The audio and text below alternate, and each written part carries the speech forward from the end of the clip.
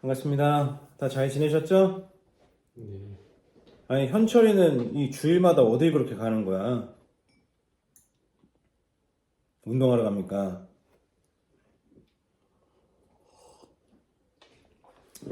오늘 저 본문 말씀을 이제 설교 본문으로 잡고 문득 그런 생각이 들었어요. 아씨, 죽지도 못하는구나. 사역자는 죽지도 못하나. 개고생하다가 이제 죽어서 주님 품에 좀 편하게 쉬려고 했더니 애들이 베드로 데리고 와가지고 다시 살려내고. 네. 저는 본문 설정을 그냥 기본적으로는 이제 저희 교회력을 따라서 나오는 본문이 네 가지가 있어요. 그 중에서 하나를 골라서 하는 편인데 오늘 본문이 이 다비다에 대한 이야기였습니다. 다비다는 좀 다른가요? 좀 다르니까 죽다 살아났겠죠? 뭐가 다른지, 뭐가 안 다를까? 그런 이야기를 좀 수더분하게 좀 나누고자 합니다. 일단 여기서 이 사도행전은 누가가 쓴 책이죠. 누가가 외과의사였다고 그랬던 것 같은데, 외과의사의 시각으로 얼마나 예민하겠어. 얼마나 디테일하고. 그래서 이 사도행전은 좀 묘사하는 그 문장이 많고요. 그리고 크게 이제 허투루 쓰인 게 없다고 저는 봐요. 그래서 여기서 왜 이 다비다의 이야기를 이렇게 썼고 여제자라고 했을까 이런 생각이 들었습니다. 저 가장 먼저 든 생각은 저기 누워 있는 저 병들어서 죽은 다비다랑 지금 여기 보면은 그 뭐라고 돼 있냐면은 과부가 베드로 곁에서 울며 이렇게 막 얘기하잖아요. 도르가가 지은 속옷과 겉옷 다 내보인 거는 이렇게 얘기하잖아요. 그러니까 구해달라고 이렇게 과부들이 베드로를 모셔온 거잖아요.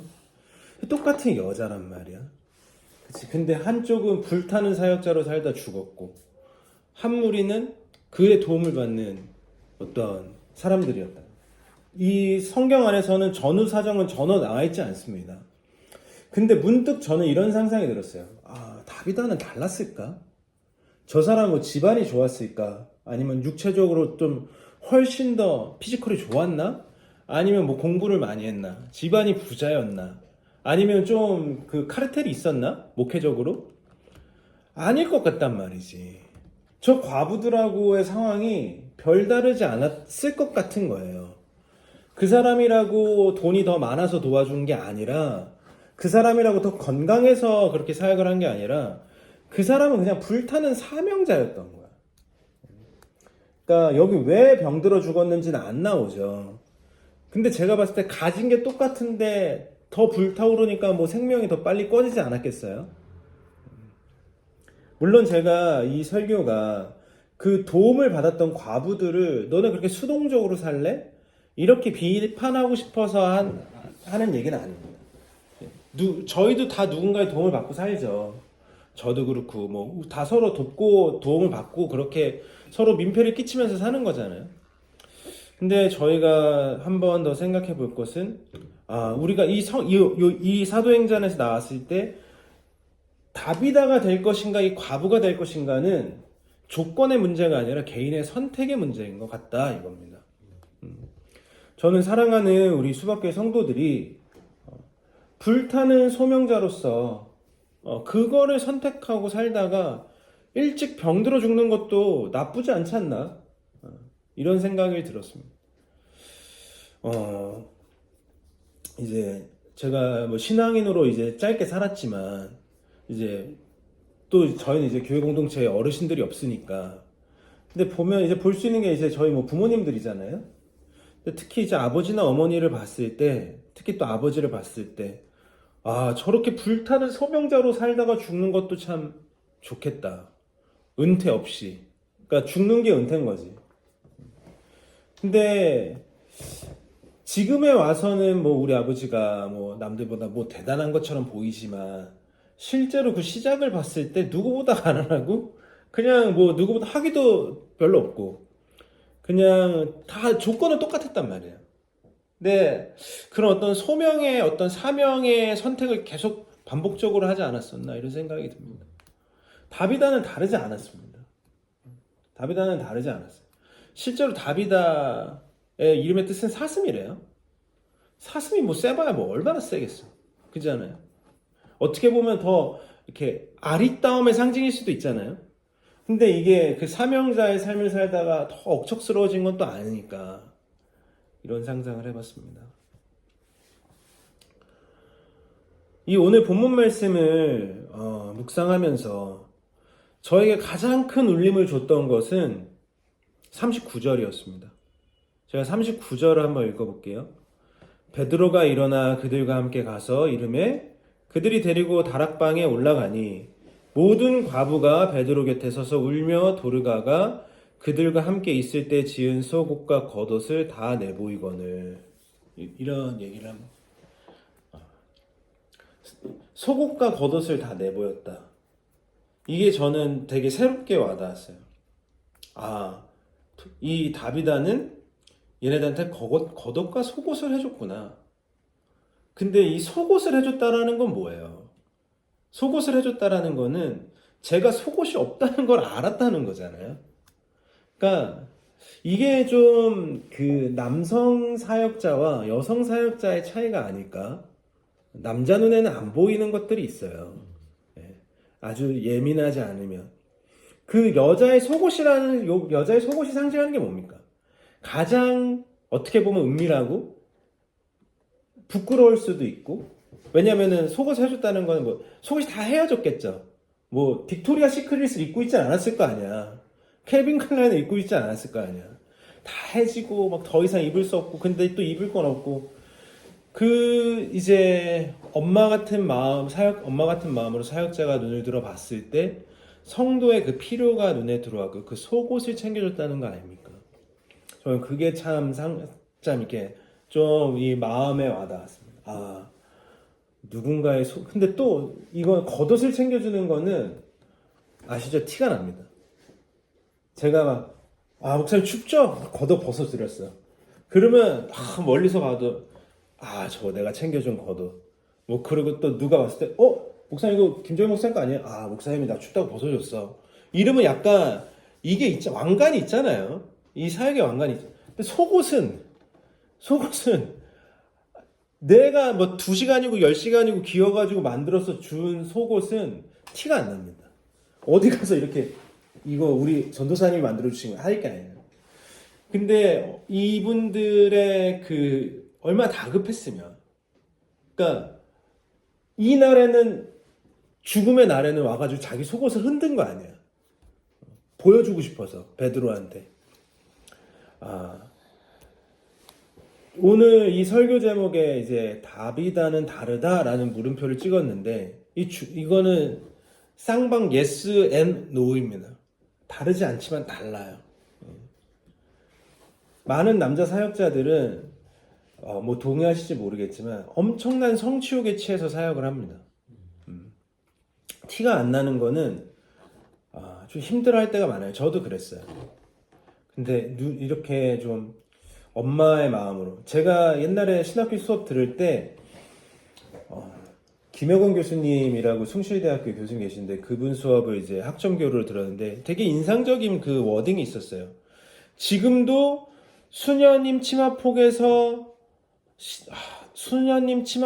울고 있는 사람들이 많다. 그 천주교의 위대함을 얘기하면서 지금도 수녀님의 치마폭 속에서 울고 있는 사람들이 많다. 이런 문장을 얘기하셨어요. 이게 내가 얼마나 인상적이면은 이게 거의 15년 전에 들은 얘기인데, 저는 이 다비다의 사역이 좀 비슷하지 않았나 생각합니다.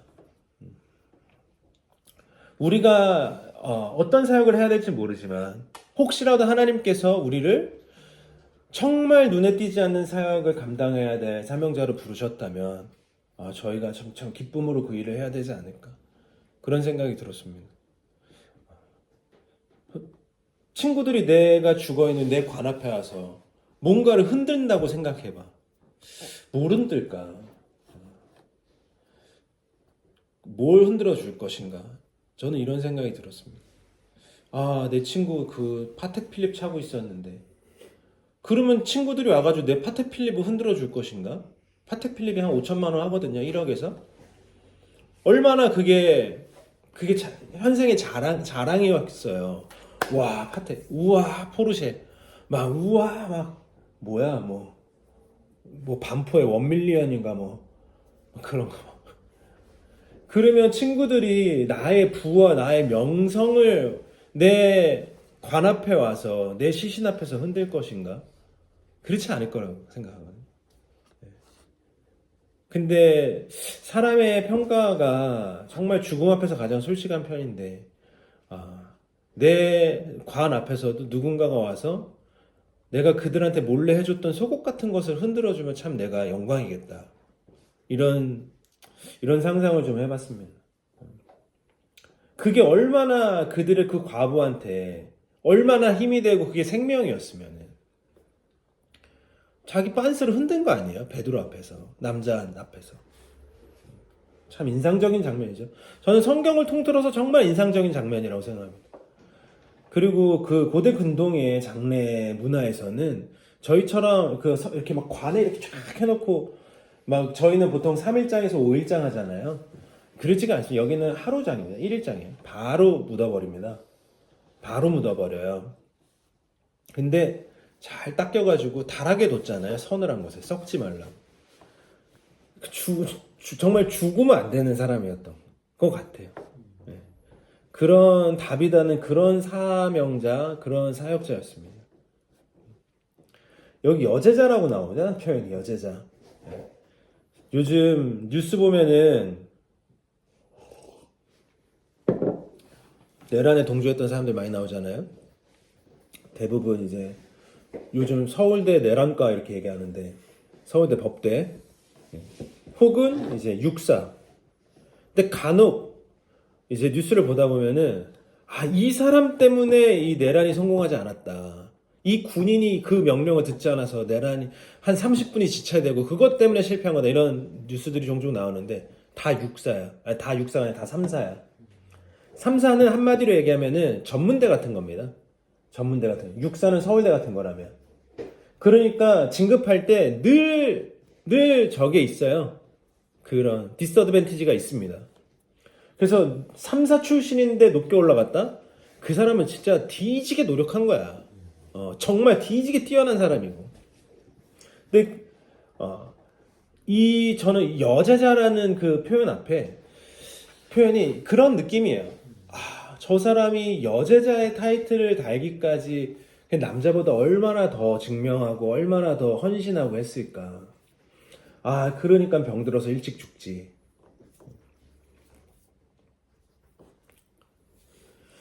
거기 지금 여기 이제 이 이야기의 배경이 되는 곳이 이제 욥바라는 곳입니다. 욥바. 욥바가 어디냐면은 이제 그 누구냐? 요나가 있던 곳이거든요. 항구 도시예요.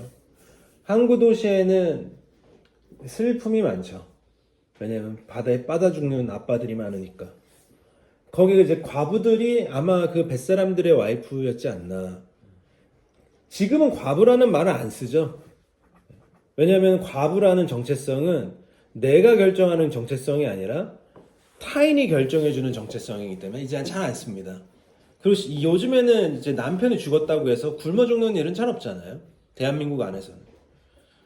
근데 그때 당시에는 와이프의 아내 그 여자의 정체성은 남편이 결정했고, 그러니까 남편이 죽으면 과부가 정체성 받는 게 당연하고, 과부가 되면 먹고 살 길이 요연한 게 사실이었습니다. 그 사역을 했던 것 같아요, 욥바에서. 네, 욥바에서 사역하고 싶었을까?